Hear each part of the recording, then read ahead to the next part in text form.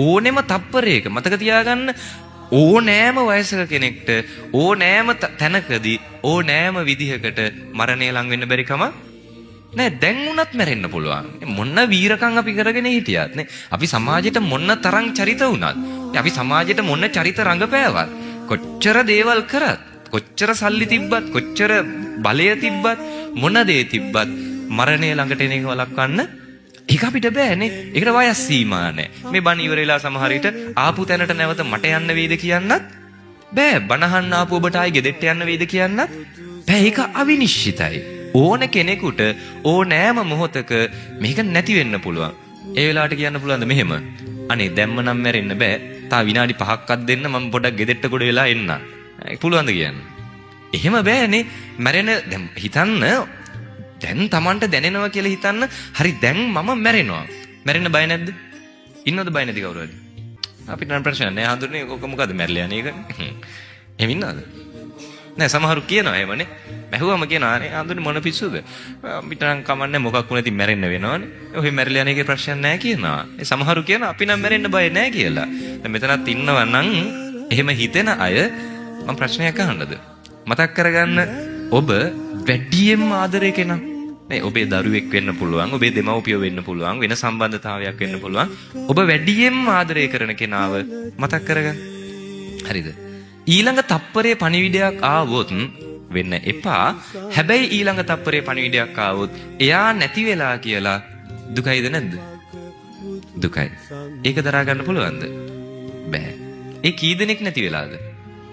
එක්කෙනෙක් නැති වෙලා අපිට එහෙම දරා ගන්න බැරි නම් නිකමට හිතන්න මම මැරෙන වෙලාවේ මම කී දෙනෙක් නම් දාලා යන්නද නේ. ඒ මම වැඩියෙන්ම ආදරය කරන කෙනාවත් මං දාලා යන්න ඕනේ. ඒ ඇතුළු මේ හැම බැඳීමක්ම එක ක්ෂණයක් එනවා. එක තප්පරෙන් අපිට දාලා යන්න වෙනවා නේ. හරිද? එතකොට මේ හැමදේම අපිට නැති වෙනවා. සමහරට හිතන්නනේ අපි ඒකට සූදානම් නැත්තම් දැන් මැරුණොතින් අරන් යන්න කියලා දෙයක් අපිට නැත්තම් මතක් කරගන්න ඉක්මනට කරපු පින්කමක් හරි කරපු පව්කාරකමක් හරි ඉක්මනට. ඉක්මනට මතක් වෙන්නේ පින්ද පව්ද?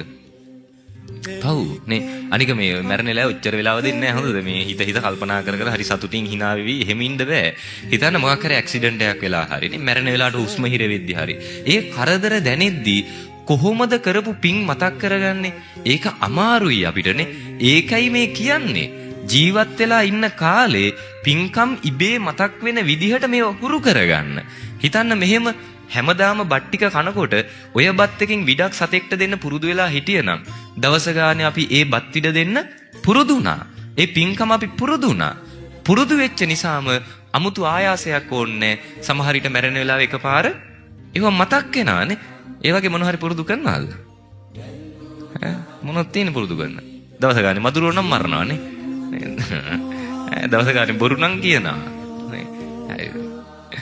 එහෙම නැත්තම් හරි වටිනානේ. හරිද? හිතන්න අපි ගොඩාක් දුරට කරන්නේ පින් වලට වඩා පව්. ඒතර මේ තප්පරේ අපිට මේ ජීවිතේ නැති වුණොත් කොහෙන් කොහාට අපි යාවිද? ආයි කවද මිනිස්සෙක් වෙයිද කියන්න බෑ. හිතන්න තව අවුරුදු 100කින් 200කින් හරි කරපු පිනකට අපි මේ ලෝකේ මිනිස්සෙක් කියලා උපදුනා කියලා. අද මේ ධර්මය එදාට මේ වගේ අහන්න තියනවද? නෑ. හැබැයි ලෝකෙ දියුණු වෙයිනේ. තාක්ෂණය අතින් දියුණු වෙයි. මතක තියාගන්න අද අපි විවිධ හේතු නිසා ධර්මයේ මග ඇරිය නම් එදාට අදට වඩා හොඳ මියුසිකල් ෂෝ තියේවි. එදාට අදට වඩා හොඳ ටෙලිනාට්‍ය තියේවි. තව අවුරුදු 100කින් 200කින් බය වෙන්න එපා දැන් හොඳද? තව අවුරුදු 100කින් 200කින් උපදෙද්දි මේ යන ටෙලිනාට්‍ය ටික තියෙන්න බැරි කමකුත් නෑනේ. හරිද? අදට වඩා හොඳ ටෙලිනාට්‍ය තියේවි. අදට වඩා හොඳ චිත්‍රපටි එදාට තියේවි.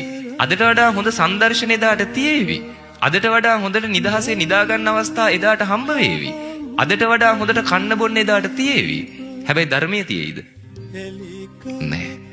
ධර්මයේ අහල පහලක නැති වෙයි. මේක හොඳයි මේක නරකයි. මේක කර්මය නේද? මේක තමයි කර්මය. මේකෙන් අපිට විපාක ඇති වෙනවනේ. හොඳ කරොත් හොඳ වෙනවා, නරක කරොත් නරක වෙනවා. කවුද ඉන්නේ කියලා දෙන්න. ඒ නිසා මතක තියාගන්න මේ ධර්මය අදම අපි ජීවිතයට එකතු කරගන්න. එක තප්පරයක්වත් මේක මග අරින්න එපා. මොකද අපිට ලස්සන සංසාර ගමනක් නැති නිසානේ. හරි භයානක සංසාර ගමනක් තමයි අපිට තියෙන්නේ. පැහැදිලිද? ඒ නිසා මේ බණ අහනෝ ඇත්තන්ට ආරාධනා කරනවා කවදාවත් මේ ජීවිත කාලේ මේ ධර්මයේ මග අරගන්න එපා.